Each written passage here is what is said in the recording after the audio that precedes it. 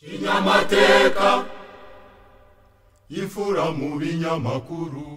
Tuti bakunzi bakinyamateka turabasuje kandi tubaye ikaze mu mwanya w'amakuru ingenzi yaranze icyumweru turangije. Kuri mikoro muri kumwe nanjye Marie Jeanne Umutoni. Padiri Fidèle Mutabazi niwe utuyoboye. Amakuru yacu ingenzi yaranze icyumweru reka tuyahere mu makuru ya Kiliziya Gatolika mu Rwanda, aho ku itariki 24 ukwezi kwa Werurwe 2025 muri Centre Saint Vincent Paul Gikondo habereye inama y'inteko rusange ya Caritas Rwanda ku nshuro 28 yamaze iminsi 2 igamije kurebera hamwe ibikorwa bya Caritas by'umwaka ushize wa 2024 uko byagenze ndetse no gutegura iby'umwaka wa 2025 byitabiriwe n'abepiskopi, abayobozi ba Caritas muri diocese barimo abapadiri n'abarayiki, komisiyo zitandukanye mu nama y'abepiskopi Gatolika mu Rwanda n'abafatanyabikorwa batandukanye. Umwepiskopi wa diocese ya Nyundo Musenyeri Mumvaneza Anakreti akaba na perezida wa Caritas mu nama y'abepiskopi Gatolika mu Rwanda watangije inama y'inteko rusange ya Caritas ku mugaragaro. Yavuze ko muri iyo nama ngarukamwaka ibigamije kurebera hamwe ibikorwa byakozwe mu mwaka baba barangije bakaboneraho kwerekana ibyo bategura gukora mu mwaka utaha. Ati ibyo bikorwa tubyerekana mu bice bine by'ingenzi, ari byo igice cy'imiyoborere n'imibereho y'abakene, abarihiwe amashuri no mu bindi bikorwa birebana n'ubutabazi. Igice kirebana n'ubuzima harimo kuringaniza urubyaro mu buryo bwa kamere n'igice cy'imibereho n'iterambere. Musenyeri Anakreti Mumvaneza wa diocese ya Nyundo yatangaje ikinyamateka ko mu myanzuro bafashe bikije cyane mu gushyira imbaraga mu kwezi k'urukundo n'impuhwe. Ati mu myanzuro twafashe kandi twatsindagiye cyane ikijyanye n'ukwezi k'urukundo n'impuhwe kiba mu kwezi kwa munani, aho abakristu bagerageza gutanga uko bashoboye kugira ngo habeho ikigega cyo gufasha abantu. Aha akaba ariho tugiye gukomeza gushyira imbaraga dufatanyije n'abakristu. Tukiri muri uyu mujyo kandi ku itariki 26 Werurwe 2025 muri Centre Saint Vincent Paul Gikondo habereye inama y'inteko rusange ya Komisiyo y'Ubutabera n'Amahoro CGP igamije kurebera hamwe ibikorwa byagezweho mu mwaka ushize wa 2024 no kuganira ku bikorwa bateganya gukora mu mwaka wa 2025. Inama iteraniye abepiskopi batandukanye, abapadiri bahagarariye Komisiyo y'Ubutabera n'Amahoro mu madiocese, abahuza bikorwa ba Komisiyo y'Ubutabera n'Amahoro n'abakozi ba za komisiyo zitandukanye mu nama y'abepiskopi Gatolika mu Rwanda. Episkopi wa diocese ya Nyundo Musenyeri Anakreti Mumvaneza akaba n'umuyobozi wa Komisiyo y'Ubutabera n'Amahoro mu nama y'abepiskopi Gatolika mu Rwanda watangije inama yavuze ko bishimira ibikorwa byakozwe na komisiyo ku rwego rw'igihugu guhangana n'ibikomere byatewe na Jenoside yakorewe Abatutsi mu 1994, uruhare rwayo mu isanamitima, ibikorwa byo kugarura amahoro mu karere n'ibindi. Aboneraho gushimira abitanga bose kugira ngo Komisiyo y'Ubutabera n'Amahoro ibashe gukora ubutumwa bwayo neza. Amakuru arambuye kuri izi nama mwayasanga kuri website yacu wa3.kinyamateka.rw. Naho mu makuru yo mu madiocese ku wa kabiri tariki 25 Werurwe 2025 muri Paroisse Cathedrale ya Cyangugu haturiwe igitambo cya misa cyahimbarijwe mu munsi mukuru wa Bikira Mariya abwirwa ko azabyara umwana w'Imana. Ni umunsi kandi muri diocese ya Cyangugu wahuriranye no guhimbaza isabukuru y'imyaka 4 nyiricyubahiro Musenyeri Edouard Sinayobye umwepiskopi w'iyi diocese amaze atorewe kuyobora iyi diocese. Muri icyo gitambo cya misa hanabereyemo umuhango wo gutaha ku mugaragaro ishami rya Pacis TV muri diocese ya Cyangugu. Wa gatanu tariki 28 Werurwe 2025 muri diocese ya Ruhengeri muri Centre Pastoral Notre Dame de Fatima habereye inama igamije kurebera hamwe uko diocese ya Ruhengeri ihagaze mu bijyanye n'ireme ry'uburezi ku nsanganyamatsiko igira iti ireme ry'uburezi, amahirwe dufite, imbogamizi duhura nazo n'ingamba zadufasha kuzamura ireme ry'uburezi.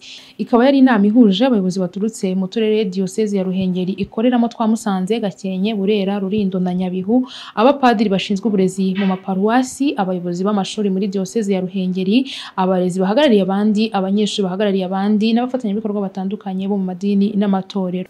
Ni inama kandi yitabiriwe n'umunyamabanga mukuru w'ibiro by'uburezi Gatolika mu Rwanda SNEC Padiri Dusingizimana Lambert ndetse n'umukuru w'urwego rw'igihugu rushinzwe uburezi REB Dr Mbarushimana Nelson wari uhagarariye Minisiteri y'Uburezi. Ikaba yari inama iyobowe n'umwepiskopi wa diocese ya Ruhengeri Musenyeri Vincent Harorimana. Zimwe mu mbogamizi zagaragaye nk'izikibangamiye ireme ry'uburezi harimo bamwe mu bana batishuri, abasiba cyane, ibikoresho bidahagije nk'ibyumba by'amashuri, ibitabo n'ibindi bikorwa remezo bifasha umwana kwiga, ubucucike mu mashuri, imbogamizi y'abana abatumva ururimi rw'Icyongereza n'abarimu bakigisha batarakizemo neza, imiryango ifite ubushobozi buke, umubare muke w'abakobwa mu ishuri n'ibindi. Ibyo Musenyeri Vincent Harorimana yavuze ko ibanga ryo kubikemura ari uguhuza imbaraga kuko inzego zose, leta, ababyeyi, kiliziya, abarezi n'abana babo bose babigizemo uruhare izo mbogamizi zose bazirandura.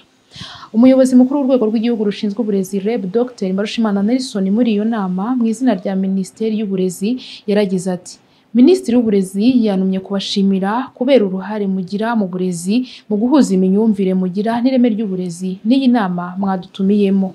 Mwagaragazaga ibibazo bihari munabishakira ibisubizo muganisha kwibaza ngo ni gute twagira umunyarwanda ushobotse wakwigirira akamaro akakagirira n'igihugu. Dr Nelson Mbarushimana wari uhagarariye Minisiteri y'Uburezi yagarutse kuri ubu bufatanye asaba abayobozi b'amashuri, abarimu, ababyeyi n'abanyeshuri kurangiza neza uruhare rwabo aho gutega amaso ubuyobozi bukuru. Umuyobozi wa REB kandi yakomeje avuga ko urwego ayoboye rukomeje gukora ibishoboka kugira ngo ireme ry'uburezi rikomeze gutera imbere. Reka tubanze dutumikira abadutumye hanyuma tugaruke mu kanya. Librairie Caritas bafite ibikoresho by'abanyeshuri bitandukanye, amakaye y'ubwoko bunyuranye, amakaramu, ibitabo by'ishuri n'ibindi. Ibitabo byanditse mu ndimi zitandukanye byo gufasha abasomyi kurushaho kuruhuka, kumenya byinshi, kwihugura n'ibindi. Ibafitiye kandi Bibiliya ntagatifu n'ibindi bikoresho byifashishwa muri liturujia. Si ibyo gusa kandi kuko banagufite ibinyamakuru bitandukanye birimo ibya kinyamateka, The New Times n'ibindi. Librairie Caritas yabazana ibikoresho by'ubugeni bitandukanye byo gutaka mu nzu, mu mahoteli, mu byumba, amaresitora, mu birori binyuranye n'ahandi. Gana Librairie Caritas rero mu mujyi wa Kigali munsi ya Car Free Zone igufashe kumenya, gusa neza no gukesha aho utuye bitaguhenze. Kandi ku bakeneye Bibiliya z'ubwoko butandukanye n'ibitabo by'indirimbo, hano ku nyubako ya Société Biblique iherereye mu mujyi wa Kigali ku Kacyiru, murabihasanga ku giciro cyiza. Tukiri mu makuru yo mu madiyoseze ku gicamunsi cyo kwa gatandatu tariki 29 Werurwe 2025, Musenyeri Beritazari Ntivuguruzwa mu Episkopi wa Diyoseze ya Kabgayi yahaye umugisha inyubako nshya ya Hotel Saint Andre Kabgayi. Inyubako igeretse kabiri yubatswe mu cyanya cy'imyidagaduro cy'iyi hoteli kabije gusubiza ikibazo cy'abagana iyi hoteli mu gihe cy'imvura bashaka aho kwidagadurira kandi batanyagirwa. Iyi nyubako ifite sale ishobora kwakira inama n'ibindi birori. Yatwaye asaga miliyoni 165 z'amafaranga y'u Rwanda. Naho muri paruwasi ya Gikondo ku itariki 25 Werurwe 2025 bahimbaje isabukuru y'imyaka 40 ya serivisi y'ubusugire bw'ingo. Iyi paruwasi ikaba ifitanye amateka yihariye n'iyi serivisi kuko ariho yatangiriye ndetse kugera ubu akaba ariho habarizwa icyicaro cy'iyi serivisi ku rwego rw'igihugu. Makuru arebana n'imyidagaduro mu mashuri ku mugoroba wa tariki 29 Werurwe 2025 muri Lycée Notre Dame de Citeaux Kigali habereye igitaramo cyiswe Canticum Animorum Musique Concert, bishatse kuvuga ibisingizo bya roho, cyateguwe n'abanyeshuri bibumbiye muri korali Holy Queen Choir y'abanyeshuri.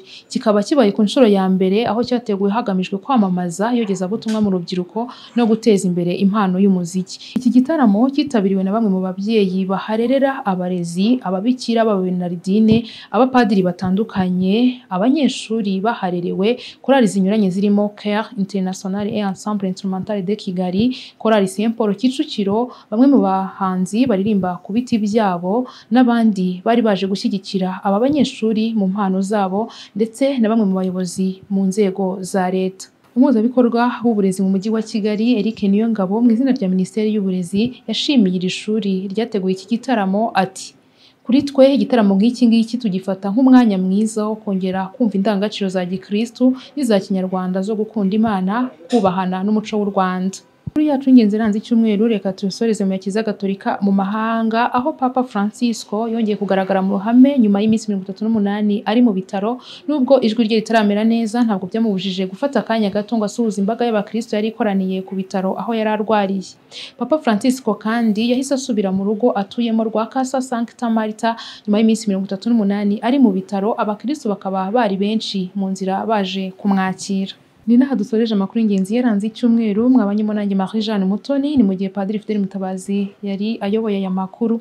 Reka dukomeze kubashimira uburyo mudahwema kubana natwe mu makuru n'ibiganiro bitandukanye kinyamateka ibagezaho. Mukomeze kandi kudusura ku mbuga nkoranyambaga zacu zitandukanye yaba YouTube, X, TikTok ndetse na website yacu wa3kinyamateka.rw aho tubageza amakuru atandukanye. Ndabashimiye, mukomeze kugira ibihe byiza. Kinyamateka Ifura mu binyamakuru.